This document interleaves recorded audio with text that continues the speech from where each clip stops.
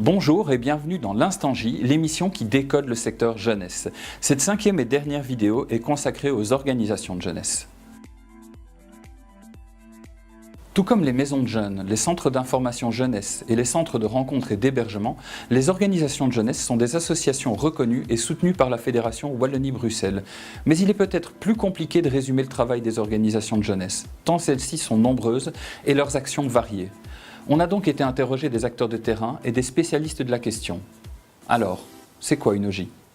Alors une organisation de jeunesse, c'est une association qui est reconnue par la Fédération Wallonie-Bruxelles et donc par la ministre de la Jeunesse pour son travail avec les jeunes. Et donc ses spécificités, c'est qu'elle organise un travail par et pour les jeunes et un travail de citoyenneté auprès des jeunes pour former des CRACS, donc des citoyens responsables, actifs, critiques et solidaires. Le CJLG, l'acronyme, c'est Centre Jeunesse Liège. Et donc c'est une SBL qui existe depuis maintenant 30 ans. On vient de fêter notre anniversaire au mois de mai. Et on a deux gros pôles d'action. Un pôle d'animation d'enfants de 3 ans à 15 ans et un pôle de formation. On est reconnu comme organisation de jeunesse, effectivement, à cause du public qu'on touche. Et on dispense le brevet d'animation en centre de vacances et le brevet de coordinateur de centre de vacances, qui lui est homologué par la communauté française de Belgique et reconnu par l'ONE. ACMJ, c'est Action Média Jeunes. On est une organisation de jeunesse qui fait de l'éducation média. Donc notre but, c'est aller là où il y a des jeunes de 3 à 35 ans, et de faire de l'éducation média. Ça peut être dans l'école, mais aussi en dehors de l'école, dans les maisons de jeunes, là où il y a de la demande. Et on vient justement avec une approche d'éducation média. Donc on pousse les jeunes à réfléchir autour des médias. Alors la différence entre les organisations de jeunesse ou d'autres types de structures de jeunesse, c'est que les organisations de jeunesse ont un fonctionnement fait au niveau de la Fédération Wallonie-Bruxelles. Donc elles doivent toucher l'ensemble de la Fédération Wallonie-Bruxelles et donc elles ont une action communautaire. Et alors, elles ont aussi un public qui est spécifique, qui est de 3 à 30 ans, qui est différent de celui des centres de jeunes, par exemple, qui est de 12 à 26 ans, il me semble.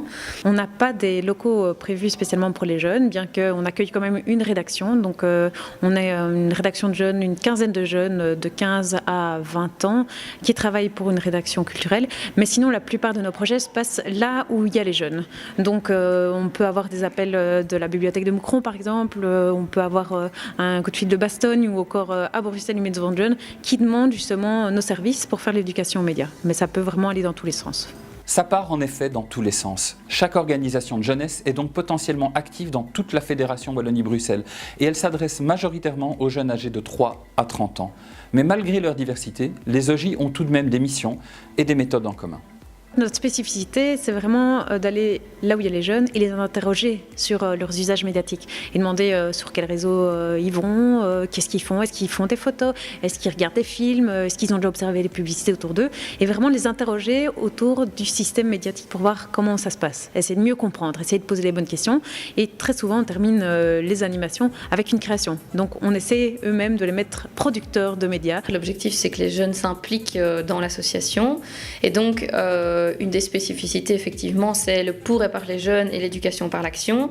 Donc les jeunes sont impliqués dans les projets. L'objectif, c'est qu'ils prennent en charge un projet, qu'ils puissent l'organiser, le penser de A à Z, et que l'association soit là pour les soutenir et pour les aider à la mise en place de ce projet, où l'échec est possible. C'est pas grave si le jeune a raté le projet. L'important, c'était le processus, l'important, c'est qu'il ait participé, l'important, c'est qu'il se soit impliqué, et qu'il, lui, avec d'autres, en groupe, il se rende compte de ce qu'il a pu amener, là où il a pu avoir ses limites, et du coup grandir en se disant voilà, je me rends compte que mes forces c'est ça, mes faiblesses c'est ça, mais que c'est ensemble aussi qu'on arrive à mener des projets et que tout seul je n'aurais probablement pas pu arriver à mener ce projet-là.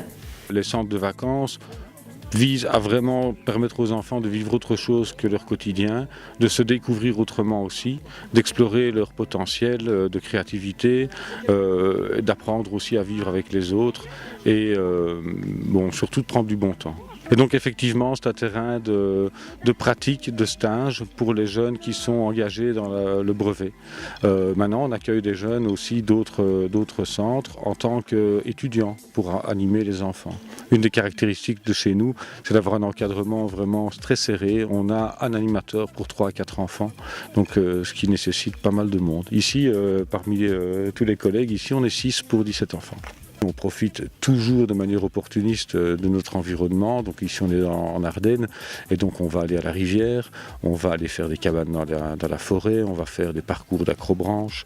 Mais on essaye, ça aussi c'est un leitmotiv chez nous, de proposer des activités qui sont d'abord créatives, le plus possible coopératives aussi, mais qui ne coûtent pas d'argent. Et donc on essaye de développer des plaisirs avec peu de choses.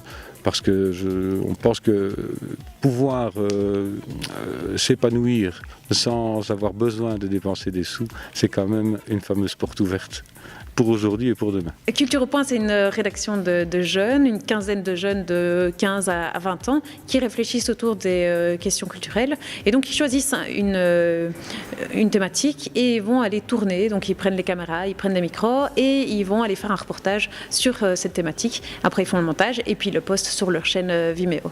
Et donc comme ça il y a quelque chose qui est posté tous les 15 jours, un mois. Ils font tout, hein. Ils prennent le contact avec l'artiste ou en tout cas avec la personne qu'on va interviewer, ils vont sur place, ils filment, ils prennent les images, ils font le montage et puis ils le diffusent.